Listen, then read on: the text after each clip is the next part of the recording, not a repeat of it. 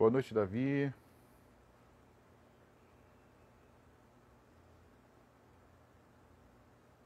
Estamos a começar mais um oratório virtual. Boa noite, Persson. Boa noite, Isabel. Mais uma conversa de domingo no oratório virtual. Estou abrindo aqui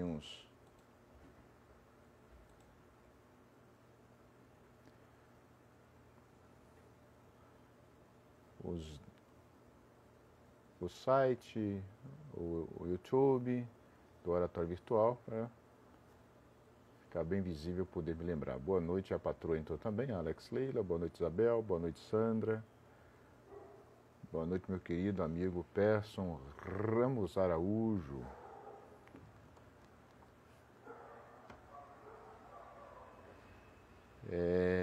Persson era para estar aqui comigo hoje, mas infelizmente por motivo de força maior, como se diz, né? Ele não pôde estar, mas pedimos a Deus para que ele possa se recuperar rapidamente e voltar a participar do oratório virtual aos domingos e outros dias também, né? Deixar o povo entrar um pouquinho aí. Enquanto isso, eu vou ler para vocês o Salmo de São Boaventura, Saltério da Virgem, né? O Salmo 71. Eu sempre leio todo o oratório do domingo, eu leio aqui, né? Boa noite, Janice, boa noite, Davi. Então, Salmo 71. O Persson está dizendo que hoje não poderá servir o café para a boa atitude. Na verdade, eu que estou servindo o café para você, Persson. Nós hoje vamos falar do poema. A ideia foi de Persson, a sugestão foi dele. Falar do poema O Navio Negreiro, de Castro Alves, né? E aí, com o Persson aqui, a gente falaria também o contexto todo histórico, político, essa palavrinha muito ligada à poesia de Castro Alves, abolicionista, né? Tudo isso. Mas, infelizmente, ele não pôde estar aqui, né? Então, vamos ao Salmo 71, que é de São Boaventura e está no Saltério da Virgem. Ó Deus, dá o teu poder de julgar ao rei e tua misericórdia à rainha, sua mãe. Em tua mão estão a salvação e a vida, alegria perpétua e eternidade gloriosa. Asperge meu coração com tua doçura. Faze-me esquecer as misérias desta vida. Arrasta-me depois de ti com as algemas de tua misericórdia. E sana minha dor com os remédios de tua graça e piedade. Desperta em minha alma as aspirações eternas e enebria minha mente com o gozo do paraíso. Glória ao Pai, ao Filho, ao Espírito Santo, como era no princípio, agora e sempre. Amém. Os Salmos de São Boaventura são muito, muito bonitos, né? Foram escritos em latim.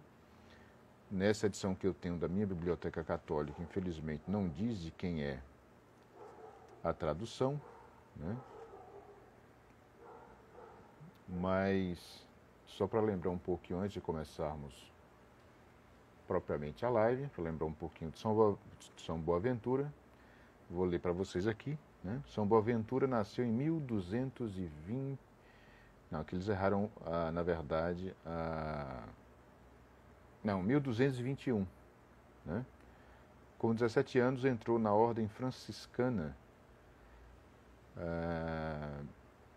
que é um pouco mais, e morreu em 1274. É isso mesmo? É isso mesmo.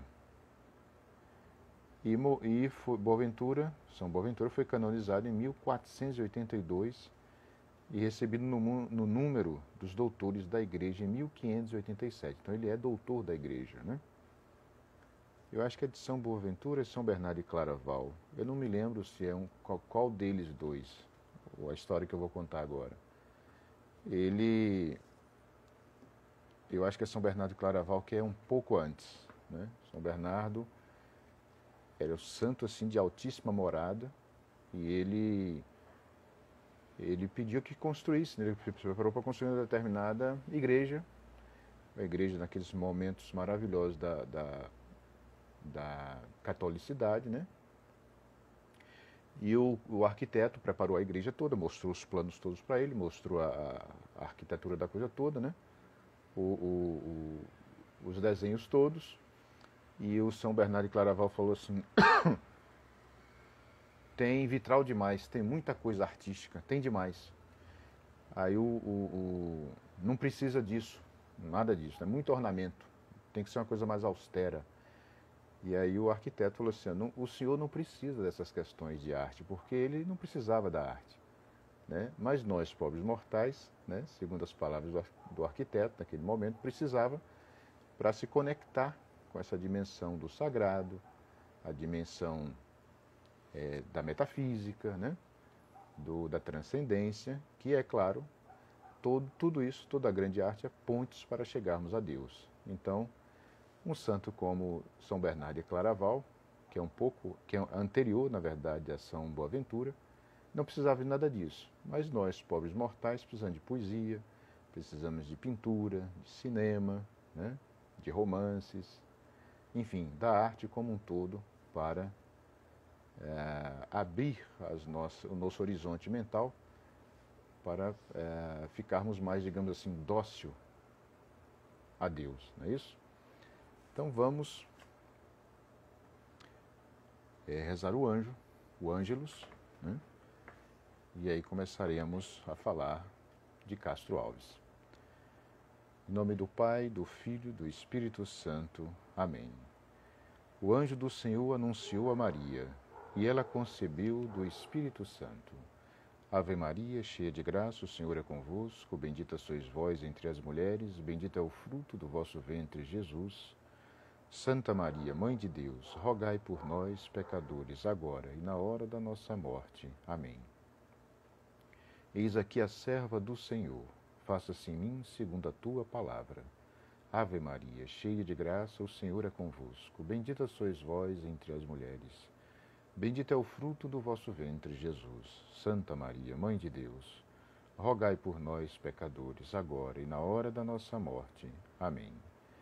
E o Verbo se fez carne e habitou entre nós.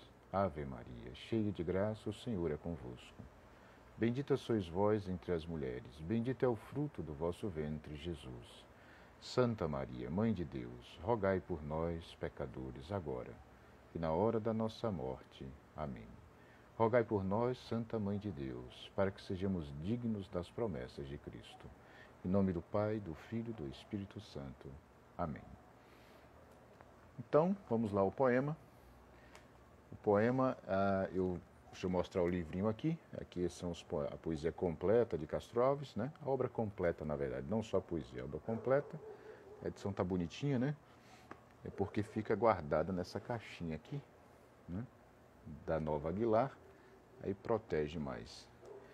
Bem, eu sou fã de Castro Alves, então eu acho que a crítica está sempre errada. Eu acho que Castro Alves é um gênio, um gigante da poesia brasileira, que morreu com 24 anos de idade e é um gênio. A crítica, sim, ataca muito, diz que ele não é um poeta que, na verdade, fez muita paráfrase, muita cópia, né, digamos assim, cópias de segunda mão. O Fausto Cunha, por exemplo, bate muito nele, mas Fausto Cunha já faleceu, era um poeta, era um crítico irritadiço, né?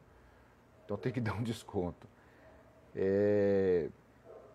Mas eu acho que, no caso, olha, século XIX, Castro Alves nasce em 1847, morre em 1871, portanto viveu 24 anos, e com 24 anos virou uma lenda. Aí o velho professor, dizendo que eu também sou fã, eu também sou. Quem for falar mal, eu vou rebater, não tem jeito. E tenho argumentos para rebater. Então não venha falar mal do Castro Alves na minha frente, não.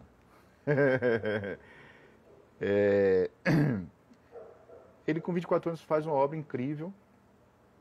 Ele nasce, né? O verbete dele, que está na Wikipédia, não é ruim, é bem amplo, fala bastante da vida, tem muitas informações, mas também tem essas críticas meio bobas, né? Por exemplo, tem uma menina que fica falando que Castro Alves diminui a figura do negro. Veja, isso é, na verdade, uma besteira, porque é o seguinte, Castro Alves, nos seus melhores momentos, ele faz poesia, né? E o plano estético na obra de arte tem que vir primeiro. O resto é perfumaria, o resto é panfleto, é política, mas na obra de arte não. A obra de arte, o que vem em primeiro plano é o trabalho estético. E quanto mais trabalhado, melhor. Né? O que é literatura? Literatura é linguagem trabalhada artisticamente, de forma muito sintética, muito simples, entendeu? Então, assim, muito do que se diz que chama-se de literatura hoje é só panfleto político. De um jeito ou de outro é só isso. De esquerda ou de direita, mas só panfleto, principalmente de esquerda, né? Então essas minorias todas, a grande maioria é tudo panfleto, não tem trabalho artístico. E Castro Alves, ele pecou também por isso, pecou em alguns momentos, né?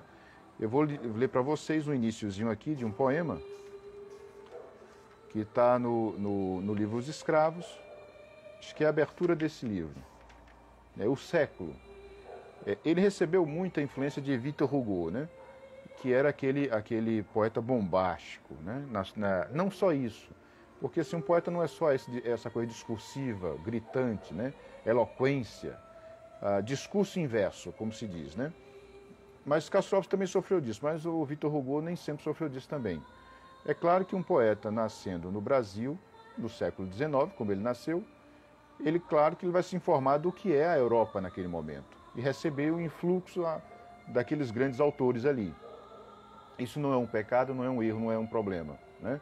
Esse negócio da reinvenção da roda, né? Eu vou começar a nova tradição. Isso é uma tolice sem tamanho, não merece nem ser comentada, né? Todos nós devemos, todos, cada um de nós devemos, de algum modo, a longa tradição que se fez antes da gente, né? Seja ela civilizacional, cultural, literária, artística, não importa.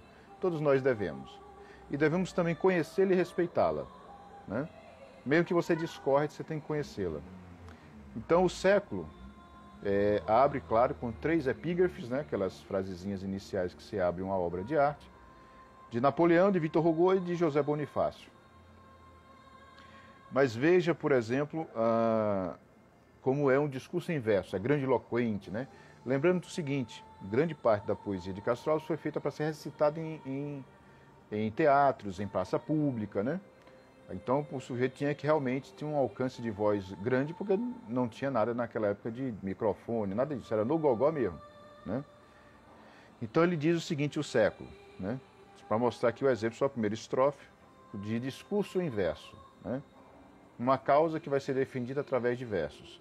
O século é grande, no espaço há um drama de treva e luz, como Cristo a liberdade sangra no poste da cruz. Um corvo escuro anegrado obumbra o manto azulado das asas d'águia dos céus. Arquejam peitos e frontes, nos lábios dos horizontes há um riso de luz. É Deus. Não é feio, é bonito, mas é discurso inverso. Aí é o lado menor de Castro Alves. Mas se você pegar por esse livro que eu mostrei no início, desse aqui, né, tem a crítica inicial do Eugênio Gomes, que é um grande crítico brasileiro, que hoje está completamente desaparecido, mas é um grande crítico. Escreveu muito sobre os ingleses, né, a literatura inglesa, a literatura brasileira também, e também se debruçou bastante sobre a obra de Machado de Assis e Castro Alves. E ele vai dizer, por exemplo, vai mostrar vários detalhes, refinamentos verbais da poesia desse jovem que morreu com 24 anos de idade, que para mim é um gênio, né? Mas vamos passar então para a leitura do poema, né? Antes o seguinte, eu vou ler o poema inteiro, viu gente? Vou comentando. Mas que vocês já conheçam e tal, eu peço logo desculpa, porque vale a pena ler esse poema todo, né? O poema não é muito longo, não. O Navio Negreiro, Tragédia no Mar. Há ligada a Castro Alves aquela palavrinha, né? Condoreiro, né? De condor, daquela grande ave dos Andes, né? No Chile e tal. Porque era esse poeta mesmo hiperbólico, como Victor Hugo, né? Como exagerado, né? Aquela coisa, tinha que fazer um poema bombástico, né? Mas ele não é só isso. Também outra palavrinha ligada a ele é a poesia social, né? Esse aqui vocês vão perceber que é uma poesia social, só que também é um olhar de caridade e compaixão num momento que já era proibido, né, que é 1850, uma determinada lei, que eu esqueci o nome agora da lei. Em 1850 era proibido o tráfico de escravos na costa brasileira. Mesmo assim continuava. Então ele está descrevendo aqui porque ainda acontecia esse tráfico, né? Então, Navio Negreiro, Tragédia no Mar, a primeira parte, né? Na primeira parte, ele vai fazer uma introdução mesmo. Mas tenha em vista o seguinte, ele vai citar depois, na segunda parte, o albatroz. É como se o albatroz, é assim mesmo, o albatroz estivesse olhando de cima tudo acontecer, né? O poeta, através dos olhos do albatroz, está vendo todo esse cenário. Então ele trabalha aqui como se fosse mesmo uma cena cinematográfica, né? Olhando de cima o albatroz, na segunda parte ele vai entrar, vou mostrar para vocês o albatroz. Então essa cena é toda vista. Então ele começa, estamos em pleno mar, doudo no espaço, brinca o luar, doirada a borboleta. E as vagas após ele correm, cansam, como turba de infantes inquieta. Né? O cenário é aprazível, é bonito. A primeira estrofe é tudo bonito, né? Vamos à segunda. Estamos em pleno mar. Do firmamento, os astros saltam como espumas de ouro. O mar em troca acende as ardentias, constelações do líquido tesouro. Ele está descrevendo em pleno mar. As ardentias realmente tem um fenômeno que acontece, né? Quando a embarcação está passando, cruzando o oceano, fica parecendo, o luar bate, fica parecendo realmente uma luz no mar, né? As ardentias é isso aí. Estamos em pleno mar, dois infinitos. Ali se estreitam num abraço insano, azuis, dourados, plácidos, sublimes. Qual dos dois é o céu? Qual o oceano? Então aqui já tem uma mirada metafísica, né? O céu, os dois infinitos, quais são? O céu e o oceano. Os dois são azuis, né? Então, mas veja isso tudo, lembrando, esse poema foi escrito aos 21 anos de idade. O sujeito era um gênio, na verdade, né? Ele continua. Então a coisa está tão linda, encontra-se o azul do céu com o azul do oceano, se encontra. Por isso, dois infinitos ali se estreitam num abraço insano, num abraço louco, de cores, de luzes, né? Azuis, dourados, plácidos, sublimes. Qual dos dois é o céu, qual o oceano? Estamos em pleno mar, abrindo as velas ao quente arfar das virações marinhas, veleiro brigue corre a flor dos mares, como roçam na vaga as andorinhas. Brigue, como ele está dizendo, é um veleiro. O brigue é um tipo de embarcação, né? Que não é gigantesca, mas também não é pequena. Então, o veleiro vai muito forte, né? Com o arfar das virações marinhas. É barco à vela, não tem motor, né? Nesse momento. E vai muito rápido, né? Sobre as ondas, como se roçam na vaga, como se roçasse nas vagas como as andorinhas, né? Andorinha é muito fácil de reconhecer, principalmente a marinha, aqui estamos aqui próximo ao mar, onde eu estou, e é fácil porque o formato das asas, né? Tem aquela quebradinha nas asas, é muito fácil de reconhecer. De onde vem? De onde vem esse brigue, né? De onde vem? Onde vai? Das naus errantes, quem sabe o rumo se é tão grande o espaço? Nesse Saara os corcéis o pó levantam, galopam, voam, mas não deixam traço. Aqui é aquela comparação que hoje é clássica do deserto com o oceano. O Saara aqui, né, ele vai comparando e aqui abre a imaginação dele, né? Não sabe de onde vem, das naus errantes, né? Porque o espaço, estamos em pleno mar, então imagina, né? É realmente o mar, como diria João Cabral de Melo Neto, ele fala do deserto, né? O deserto é um oceano às avessas, né? E é exatamente aqui que é essa imagem hoje comum. E ele segue, mas não deixa um traço porque realmente a vaga, o navio passa e não fica nada para trás, né? Bem feliz quem ali pode, nesta hora, sentir deste painel a majestade. Embaixo o mar, em cima o firmamento, e no mar e no céu a imensidade. Ele descreveu todo aí o cenário, e quem consegue toda essa harmonia inicial, essa coisa bem fazeja, bonita, né? Bem feliz quem ali pode nestora, porque ele grafa nestora mesmo, para questões de métrica, sentir deste painel a majestade, contemplar, né? Quem está falando da contemplação da própria criação divina, né? Céu e mar, porque isso vai contrastar depois com o que vem depois, né? Mas ele segue. Ó, que doce harmonia traz-me a brisa, que música suave ao longe soa. Meu Deus, como é sublime um canto ardente pelas vagas sem fim boiando à toa. Vejam também que não é uma poesia difícil de ser captada ao ouvir, né? Como era declamada em praça pública, nos teatros e tal, o público rapidamente pegava, né? Intuía. Mas veja que tem um fino trabalho linguístico aqui. Aqui não é panfleto, né? Homens do mar, ó rudes marinheiros, tostados pelo sol dos quatro mundos. Crianças que a procela acalentara no berço destes pélagos profundos. Aí duas palavrinhas, ele está fazendo o elogio dos marinheiros nessa estrofe. Duas palavrinhas, eu falei que era fácil de pegar, porque naquela época o pessoal que escutava poesia, né, não tinha rádio, não tinha televisão, não tinha internet, tinha que prestar atenção nesses declamadores, né? Muitas vezes não tinham cópias desse poema, algumas vezes sim, outras vezes não. Então tinham que prestar muita atenção e conhecer as palavras. Então, crianças, aí está fazendo a relação dos marinheiros com as crianças que a procela acalentara. Procela é tempestade marítima, terrível, né?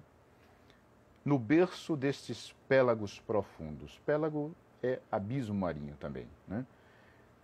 E ele continua. Veja que o veleiro brigue está correndo sob as ondas muito rápido, né?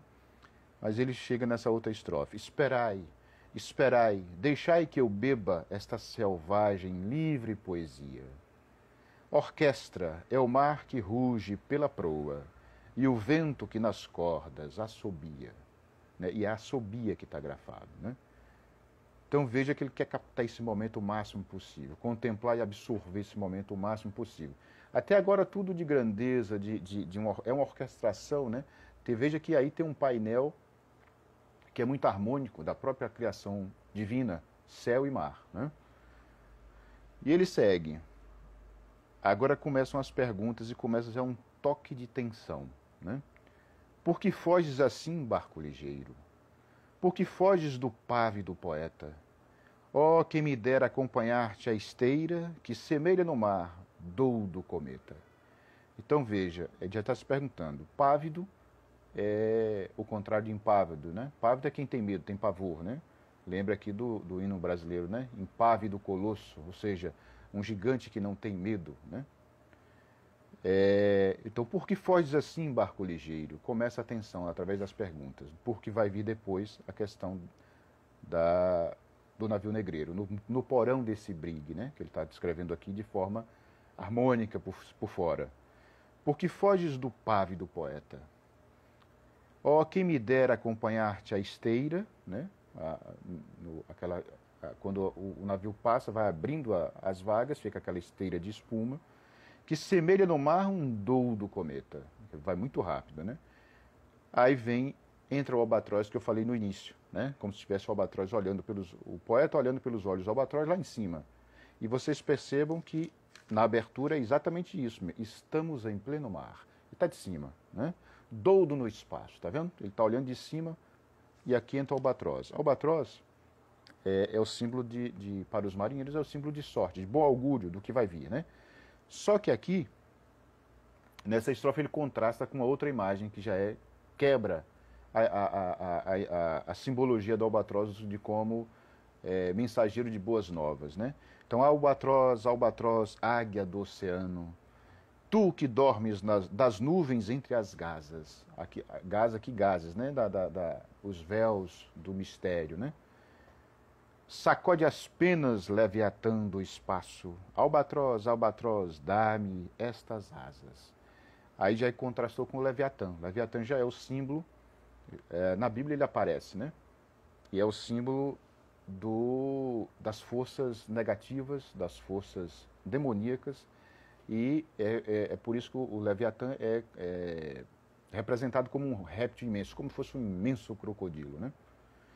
Então aqui já não é o albatroz puro e simples da mensagem da Boa Nova. Ele contrasta, ele é colocado nesse símbolo também o Leviatã. Então aí já quebra um pouco a imagem, né? Um pouco não, quebrou completamente. Lembrando também que esse poema tem aqui a data, né? São Paulo, o final do poema, São Paulo, 18 de abril de 1868. Eu não sei se Castro Alves leu Charles Baudelaire, né? O grande poeta, divisor de águas aí da própria poesia, como concebemos a poesia hoje, o grande poeta francês. Então, eu não sei se ele leu, porque é um poema de Baudelaire chamado O Albatroz, né? Que já foi traduzido milhões e milhões de vezes. O que acontece com o Albatroz de Baudelaire? O poeta Baudelaire compara o albatroz com o poeta. Que o albatroz, a envergadura de asas dele é imensa. E é realmente no ar, vocês podem colocar em vídeo, né? No YouTube vocês podem colocar e ver que é um pássaro belíssimo. Mas quando ele pousa, e é essa imagem que o Baudelaire vai explorar no seu poema, quando ele pousa, ele anda todo mal, ruim, feio, né? Ele parece uma pessoa que tem problema porque as pernas são pequenas, as patas são grandes, as pernas pequenas, as asas imensas. Então ele tem dificuldade de locomoção, então ele anda parecendo um patinho, né? E aí os marinheiros brincam com esse albatroz, colocam ele para fumar, né? Tripudiam, zombam dele. E aí o poeta Baudelaire fala que é exatamente isso, que o poeta nos ares, no ar da poesia, ele usa essa expressão, a majestade do ar, mas embaixo, na terra, ele é um idiota, um pobre coitado. Essa é a visão, não deixa de ser uma visão romântica de Charles Baudelaire. Então eu não sei se Castro Alves leu Baudelaire, né? Tem até um livro, eu não terminei de ler, do Brito Broca, é outro crítico também que está um pouco esquecido. O professor Olavo Carvalho botou ele em circulação novamente porque o Brito Broca, ele morre na década de 60 de forma trágica, né? Um carro atropela ele à noite e larga, ele morre na rua. E ele escreveu um livro que é muito importante, quem quiser se tem interesse, esse eu li inteiro, que é um bom livro, que é a vida literária no Brasil em 1900. Só que o que eu citei, que eu não terminei de ler, é os românticos, românticos, pré-românticos e ultrarromânticos. E aí ele faz também uma sociologia que é interessante da literatura naquele momento e dos poetas, né? Eu vou dar uma pausa para falar um pouquinho disso. Veja que é o seguinte, ele, por exemplo, fala da morte de Castro Alves, né? Como é que aconteceu? E Castro Alves foi um tiro no pé, começou, né? Porque naquele momento da vida de Castro Alves, da vida, na verdade, das classes letradas, né? Ou das classes que tinham algum dinheiro, a diversão era caçar. Caçar era uma coisa muito comum, né? É como a gente hoje, para a grande maioria, ir para o bar tomar uma cerveja. Naquele momento era caçar. E Castro Alves foi caçar e tal, estava um pouco entediado, foi caçar. E lembrando também que as espingardas não eram tão boas, né? As armas não eram tão boas. E aí ele foi saltar um determinado trecho lá, um buraco, a arma disparou no pé esquerdo, e aí arrebentou o pé esquerdo dele. Ele conseguiu chegar à casa de um amigo, que era médico, fizeram o tratamento todo e a partir disso aí, mas não teve jeito, ele teve que amputar o pé, né? Ele amputou o pé e perdeu o pé. E com a amputação do pé, agravou também o problema nos pulmões. E aí ele acaba, que ele já tinha, entre 11 e 12 anos, ele teve um início de tuberculose, mas sumiu. Mas aí com a perda do pé, essa questão toda, esse agravamento voltou. O Eugênio Gomes, pelo que eu entendi, essa amputação foi feita sem anestesia, né? Então vocês imaginam aí como o negócio deve ter sido doloroso. Foi feita sem anestesia porque não poderia colocar o cloroforme, que era o que tinha na época, para dar tentar, como é que se fala? tentar... As palavras estão me sumindo, eu estou esquecendo das palavras. Eu espero que não seja Alzheimer tão cedo. Criar um certo... anestesiar a pessoa, né, para que ela pudesse suportar. Mas naquele momento ele estava com o pulmão já um pouquinho... já dando... A tuberculose deu indícios novamente de voltar. Então não puderam fazer isso. Segundo Eugênio Gomes, então foi feito o corte sem anestesia. Então, voltando ao poema, né? Agora entra a segunda parte. Veja que a primeira parte é toda a descrição das grandezas marinhas, né? Da grandeza do mar e do céu, os dois infinitos que se abraçam, né? Como está na primeira parte. A segunda parte aqui agora, ele vai mostrar que de onde vem, veja que da primeira parte, a penúltima estrofe, ele pergunta de onde vem esse barco. Agora que ele vai tentar dizer de onde vem esse barco. Né? O Persson lembrou, anestesiar. Obrigado, Persson. Está vendo que você não está aqui, ó? Mas ajuda a si mesmo. Anestesiar. Eu estou esquecendo as palavras, é impressionante isso. Então a segunda parte. Mudou o metro. Diminuiu. O metro lá era mais largo, aqui diminuiu, né? Que importa do nauta o berço, de onde é filho, qual seu lar? Ele está se perguntando de onde vem esse barco, né? Esse brigue ligeiro. O nauta aqui, navegador, marinheiro. Né? Que importa do nauta o berço, de onde é filho, qual seu lar? Ele está respondendo a si mesmo, né? Ama a cadência do verso que lhe ensina o velho mar. Isso também é uma imagem antiga que ele renova aqui, do mar ensinar os poetas a comporem. Ele já está lá em Homero, né? Ou seja, milênios e milênios antes. Cantai que a noite é divina, resvala o brigue e a bolina, como um golfinho veloz. Presa ao mastro da mezena, saudosa bandeira acena, as vagas que deixa após. Primeiro que é muito musical, muito bonito, né? Musicalmente é uma coisa assim que desliza, assim como o barco desliza nas ondas, os versos aqui deslizam na música da língua, né? Então, cantai que a noite é divina, resvala o brigue e a bolina, como um golfinho feroz. Bolina é o seguinte... é um tipo de navegação, uma forma de navegar. Aqui está o barco, a popa no fundo, a popa desce, fica o barco como se fosse empinado. Por isso que ele compara ao golfinho, que mergulha assim, né? Ele vai fazendo isso, o golfinho, né? Então, essa descrição é perfeita aqui no verso de Castro Alves. Presa ao mastro da mezena. Mezena é um tipo de mastro também da navio, né? Saudosa bandeira acena, está lá a bandeira, as vagas que deixa após. Veja que essa é uma das coisas que, desde menino, mais me impressionam na poesia e na prosa, na arte literária. É a descrição da realidade que condiz exatamente com a realidade. Não é uma apenas descrição, simplesmente, mas uma descrição que enriquece essa realidade. E é exatamente o que ele faz aqui, né? Veja também outra coisa. O sentimento da natureza, da observação da natureza em Castro Alves é autêntico, é verdadeiro. Ele não mente ali. Ele não é uma coisa abstrata, não. Ele conviveu e vivenciou isso. Né? Mesmo quando ele escreve a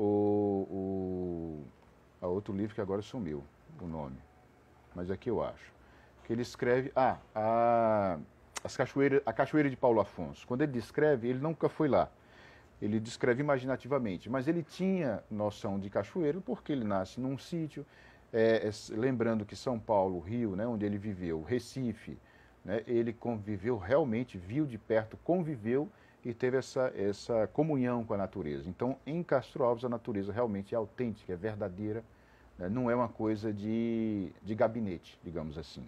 Né? Então, ele está se perguntando, que navio é esse? Ele vai passar por algumas pátrias e dá determinadas figuras, né? Começa pelo espanhol. Do espanhol as cantilenas, as cantigas, do espanhol as cantilenas, requebradas de langor, né? Languidez. Lembram as moças morenas, as andaluzas em flor. Da Itália o filho indolente canta Veneza dormente, terra de amor e traição. Aqui está falando da tragédia de Shakespeare, né? Romeu e Julieta. Por isso, Veneza dormente, terra de amor e traição. Ou do Golfo no regaço, relembra os versos de Tasso, junto às lavas do vulcão. Que aí está falando da Itália. Tasso é Torquato de Tasso, o grande poeta que escreveu um livro que eu indico. É um livro longo, mas é um clássico da literatura da catolicidade, que é Jerusalém Libertada. é realmente uma grande obra, né? Ele segue, o inglês, marinheiro frio, veja que ele está passando por várias nacionalidades, se perguntando lá desde a primeira parte, de qual nacionalidade é esse navio, esse brig, né? O inglês, marinheiro frio, que ao nascer no mar se achou. Porque a Inglaterra é um navio que Deus na Mancha ancorou. Isso é lindo demais, né? Porque a Inglaterra é um navio que Deus na Mancha ancorou. Aqui o Canal da Mancha, né? Ele está mostrando que os ingleses já são marinheiros, já conhecem o mar desde o próprio nascimento, né? Ele continua, rijo, esse marinheiro inglês, rijo em tua pátrias glórias, relembrando orgulhoso histórias de Nelson e de Aboukir, o francês predestinado, canta os louros do passado e os loureiros do porvir. Então aqui o inglês e o espanhol, e o francês. Aqui Nelson é o comandante Nelson, que é conhecido como um dos grandes estrategistas de batalhas marítimas, né? E o Aboukir é uma das batalhas, é uma dessas batalhas marítimas que aconteceu entre britânicos e franceses ali no Golfo do Egito, né?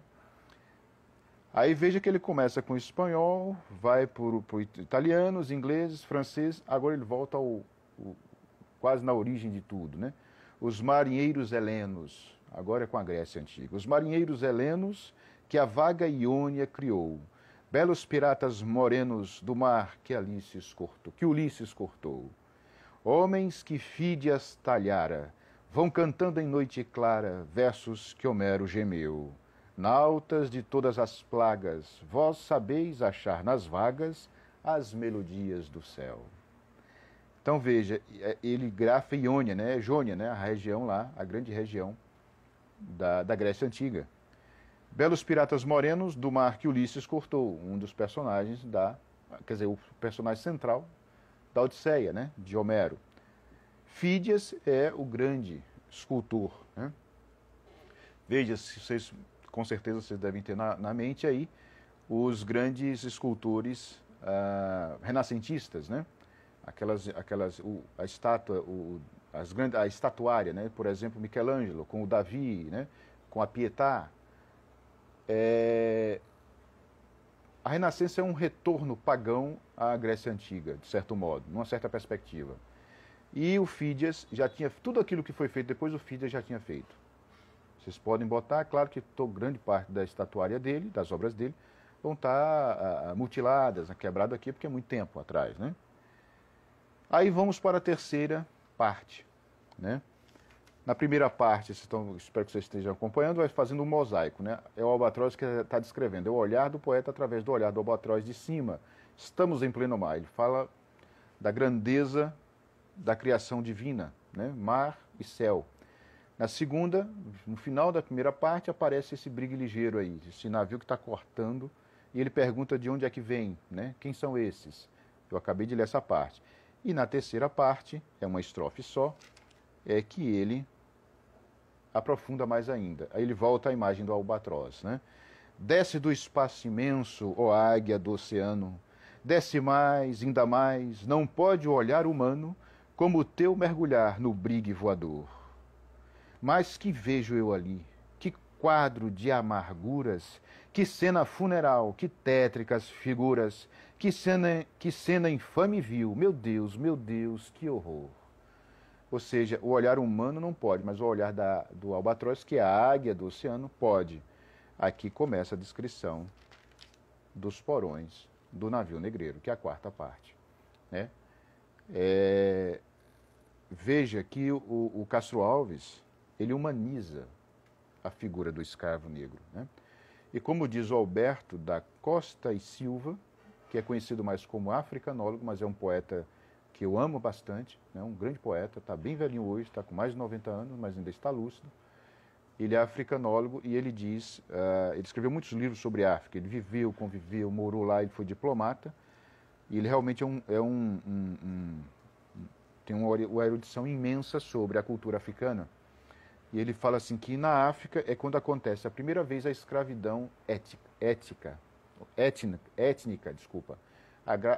ou seja, a figura humana, o biótipo, é que começa a contar.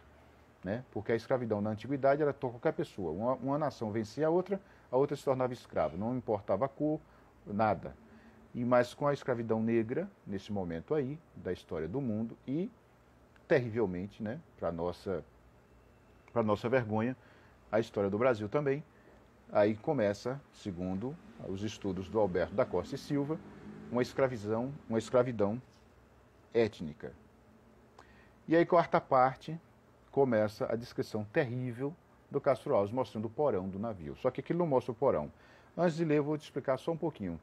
Ele fala o tombadilho, né? Tombadilho é a parte do fundo do navio, que é um pouquinho suspensa, e essas figuras, os escravos eram colocados ali.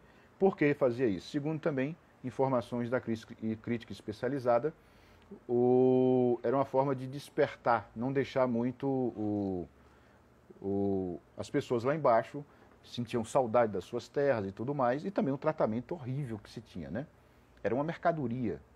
Então, assim, mas também não era uma mercadoria que poderia ser tratada de qualquer jeito, mas eles queriam levar e tinha muita maldade nisso, né? A pessoa, uma figura está escravizando a outra, é claro que ela vai se sentir superior ao máximo à outra e vai tratar a outra como fosse um animal.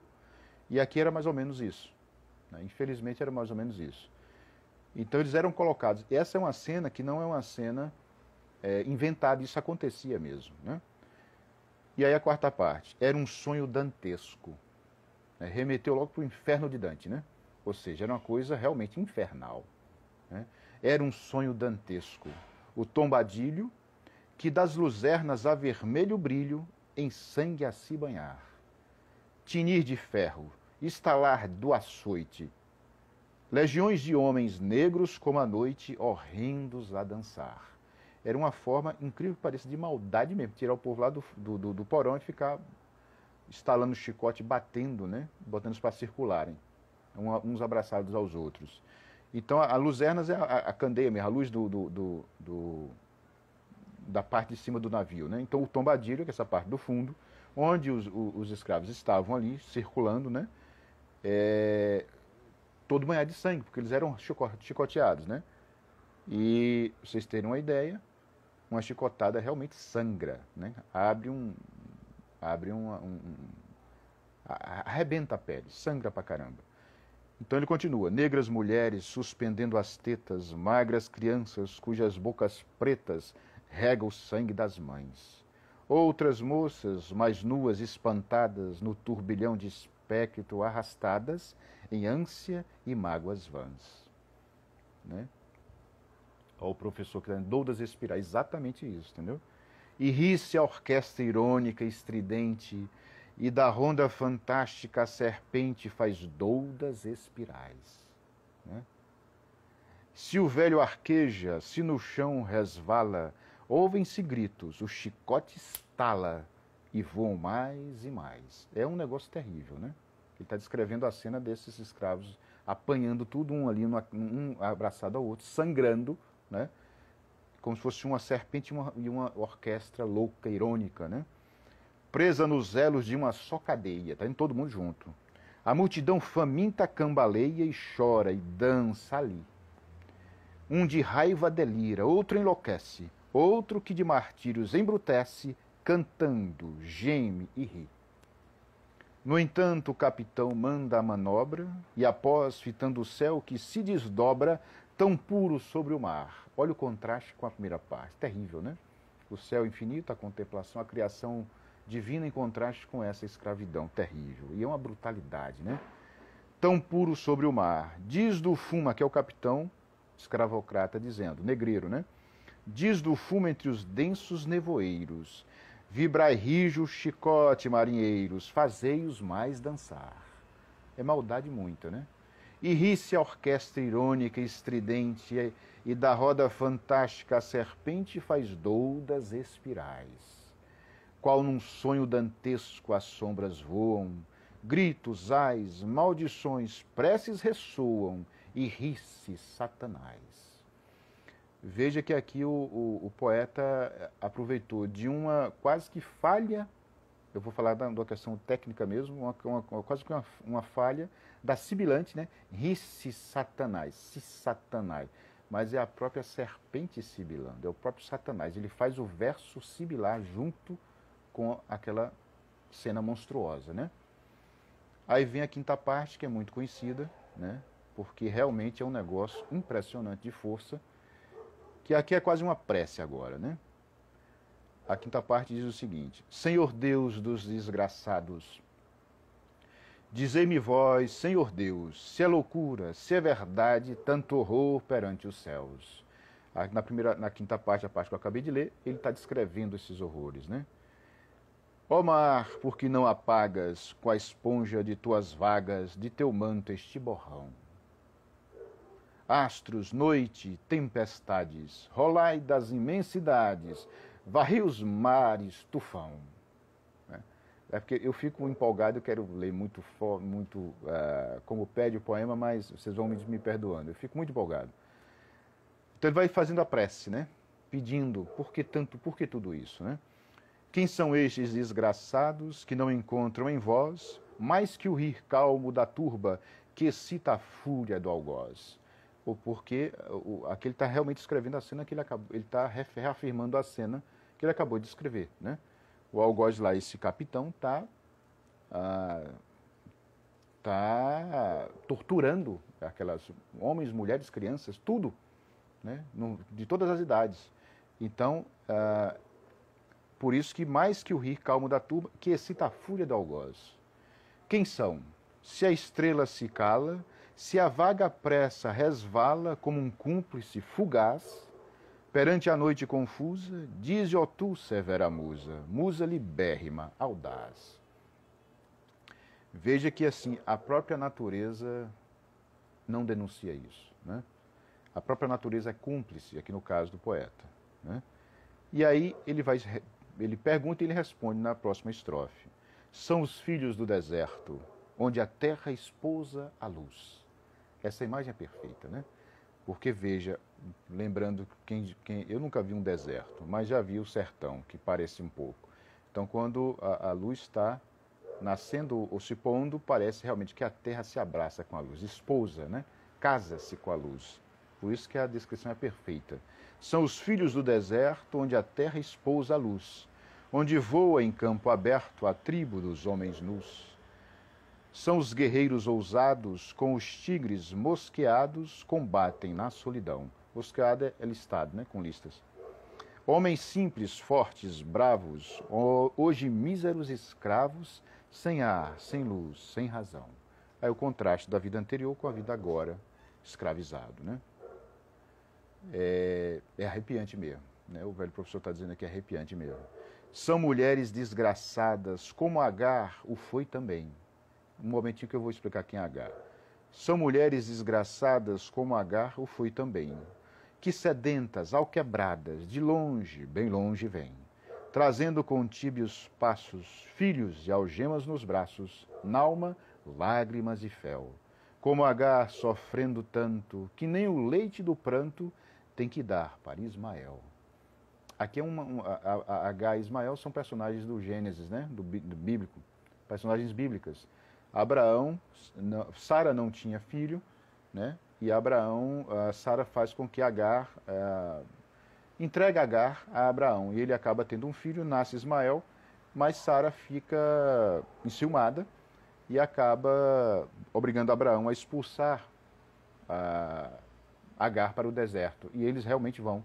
E ela quase morre, né? Então Agar e seu filho Ismael quase morrem. Mas um anjo do Senhor vem e os alimenta, não deixa que eles morram de cedo. É basicamente isso, né? Então ele está comparando. Exatamente, o professor está dizendo aqui, ó, Agar no deserto, Castro cita em mais de um poema, se bem me lembro. E cita mesmo, é verdade. Segue na próxima estrofe, né? Lá nas areias infindas das palmeiras no país, nasceram crianças lindas, viveram moças gentis. Passa um dia a caravana, quando a virgem na cabana cisma da noite nos véus. Aqui são o pessoal que escraviza, né? Adeus, ó choça do monte, adeus, palmeiras da fonte, adeus, amores, adeus. depois o areal extenso, depois o oceano de pó. Aqui ele inverteu. Lá no início ele fala que o Saara líquido, aqui é agora que é um oceano de pó, né? De areia. Depois o areal extenso, depois o oceano de pó. Depois no horizonte imenso, desertos, desertos só. E a fome, o cansaço, a sede, ai, quanto infeliz que cede, e ele cai para não mais erguer, cai para não mais se erguer. Vaga um lugar na cadeia. Mas o chacal sobre a areia acha um corpo que roer. Né? Morreu mais um, e aí o chacal vem, né? E come esse mais um. Por isso que vaga um lugar na cadeia, né? Ou seja, é como se fosse um número que não tem importância, né? Ontem a serra leoa, a guerra, a caça ao leão, o sono dormido à toa sob as tendas da amplidão. Hoje, o porão negro, fundo, infecto, apertado, imundo, tendo a peste por jaguar. E o sono sempre cortado pelo arranco de um finado e o baque de um corpo ao mar. Alguém que morreu perto, né? Um suspiro, e um corpo jogado no mar. Quando alguém morria era assim, né? Você está atravessando nas longas travessias, para o corpo não ficar infecto no navio, não tinha como enterrar, então enterrava-se jogando o corpo no mar. Mas aqui no sentido de desprezo também pelo corpo do escravo, né? E segue ele. Ontem plena liberdade, a vontade por poder, hoje cúmulo de maldade, nem são livres para morrer. Prende-os a mesma corrente, férrea, lúgubre serpente nas roscas da escravidão. E assim roubados à morte, dança a lúgubre corte ao som do açoite e risão. Desprezo, né? Zombaria, desprezo. Veja que verso forte. Ó. Eles não têm nem o direito de morrer direito, né? E assim roubados à morte. Aí volta a estrofe que abriu essa parte, né? Que essa é a quinta parte.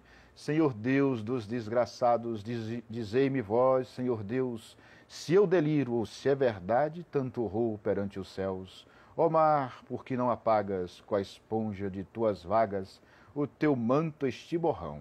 De teu manto este borrão. Astro, noite, tempestades, rolai das imensidades, varrei os mares tufão. Né? Aí vem a sexta parte e ele diz quem são as pessoas que estão escravizando e que foram lá fazer esse tráfico negreiro. Né? Ou seja, aí ele fala do Brasil. Né?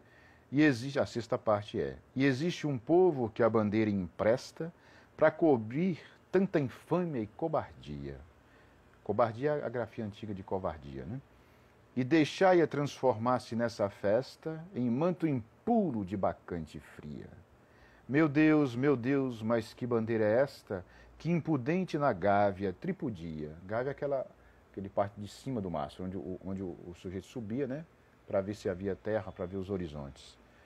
Silêncio, musa chora, chora tanto, que o pavilhão se lave no teu pranto. Ou seja, o próprio pavilhão do navio, né? A musa, o poeta, a poesia vai chorar tanto que vai tentar lavar. É uma imagem, claro, excessiva, né? Como ele tem que ser aqui mesmo, né? E a outra estrofe, que esse verso é muito, esses dois primeiros versos dessa estrofe são muito conhecidos, né? E eu acho lindo, eu acho um negócio belíssimo. Auriverde pendão de minha terra, que a brisa do Brasil beija e balança. Estandarte que a luz do sol encerra e as promessas divinas da esperança. Tu que da liberdade após a guerra foste hasteado dos heróis na lança, antes te houvessem roto na batalha, que servires de a um povo de mortalha. Quer dizer, a bandeira do Brasil serve como mortalha do povo africano. Né? Pendão é bandeira, né? A palavra Brasil, para colocar num poema, é perigosa. Né, porque geralmente não funciona muito. É como a palavra mãe. Eu estou falando de grande poesia, né, não poesia menor, mas a grande poesia, a palavra mãe, a palavra Brasil, tem que ter um certo manejo linguístico ali para não ficar ruim.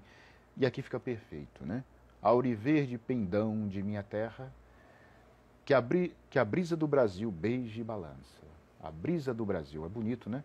Ainda tem essa aliteração, né, do S com som de Z, né? Zizi, né? E aí a última estrofe, e nós já estamos chegando ao fim, também da nossa live. Felicidade atroz que a mente esmaga, né? Ele está descrevendo aqui esse fato da escravidão.